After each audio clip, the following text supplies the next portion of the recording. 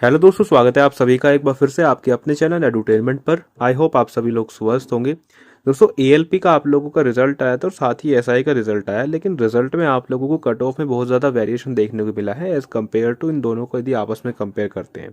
तो एनटीपीसी की cut off आप लोगों की क्या कम जाएगी, इसके बारे में हम थोड़ी सी वार्तालाप करेंगे। साथ ही बात करेंगे कि इनकी कट ऑफ आप लोगों की कम क्यों गई है। आपकी एएलपी कट ऑफ कम गई है और आरपीएफ एसआई की इसके बिल्कुल विपरीत बहुत ज़्यादा ऊपर गई है।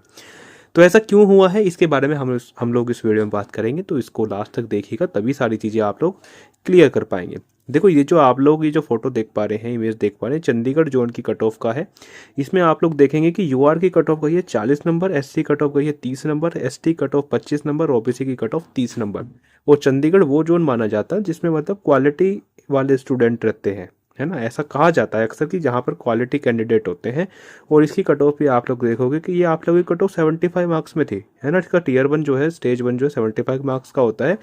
75 में से 40 नंबर आप लोगों की कट ऑफ गई थी। और इसको कट ऑफ को बता रहे हैं कि बच्चे कम है, और कम वाकई में है भी। आप लोग देखो, ओबीसी कट ऑफ आप लोगों की 30-30 नंबर जा रही है, एससी कट ऑफ आप लोगों की 30 नंबर जा रही है। ऐसा क्यों हुआ?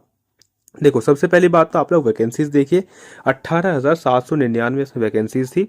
और अटेंडेंस की बात करते हैं तो 18,49,347 कैंडिडेट इस एग्ज़ाम में अपीयर हुए थे। और जो शॉर्टलिस्ट कर रहे हैं वो कर रहे हैं 25 लाख। एक सेकेंड दोस्तों, यहाँ पर एक चार जो है फालतू आ गया, है ना। इस एक चार को हटा दो यहाँ से, इस एक चार को हटा दीजिए ऐसे, ठीक है।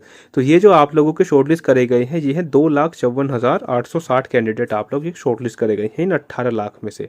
अब इसकी कट ऑफ कम जाने का कारण देखो क्या था। देखो, जो आपका आरआरबी एएलपी का जो एग्ज़ाम कंडक्ट कराया जाता है, इसकी दो स्टेज होती हैं। एक स्टेज 1 होती है और एक स्टेज 2 होती है ना। और यही कारण था कि इसकी कट ऑफ कम गई है, क्योंकि स्टेज 1 के बाद स्टेज 2 यानी कि एक पेपर और देना होगा, है ना। उसके बाद आप लोगों की कट ऑफ जो है ऊपर जाएगी। तो इसीलिए जो है एएलपी की कट ऑफ गई है बहुत ज़्यादा कम। वहीं हम एसआई की बात करते हैं तो एसआई में देखो स्टेज 2 होती नहीं है। और दूसरी बात, इसकी वैकेंसी देखो आप लोग, 450 वैकेंसी है। शॉर्टलिस्ट कितने करे गए थे? 4527। तो रीज़न यही था कि इसमें कोई टीयर 2 नहीं होता। आप लोगों के आरपीएफ एसआई के अंदर कोई टीयर 2 होता नहीं है, क्योंकि फिजिकल एफिशिएंसी टेस्ट होगा अब आप लोगों का डायरेक्ट। लेकिन एएलपी में तो आप लोगों का टीयर 2 होगा ना, तो टीयर 2 में फिर छटनी करेंगे ये लोग। तो उसी वजह से आप लोगों की कट ऑफ जो है आप लोगों को एक कम दिख रही है। और सेम इसी प्रकार की चीज़ें आप लोगों को एनटीपीसी में देखने को मिलेगी, जो आप लोगों के लिए प्लस पॉइंट है।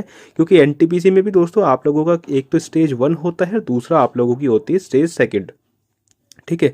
तो स्टेज 1 में आप लोगों को भी इस 2.5 लाख से भी ज़्यादा कैंडिडेट्स आप लोगों को शॉर्टलिस्ट करे जाएंगे, क्योंकि इसमें अटेंडेंस आप लोगों की 18 लाख गई है।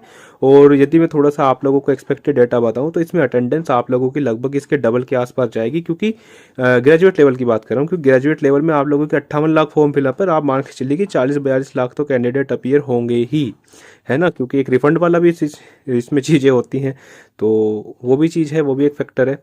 तो आई होप दोस्तों वीडियो आप लोगों को पसंद आई होगी। तो डरने वाली बिल्कुल भी बात नहीं है। एनटीपीसी की भी कट ऑफ आप लोगों के टीयर 1 की कम ही जाएगी, है ना।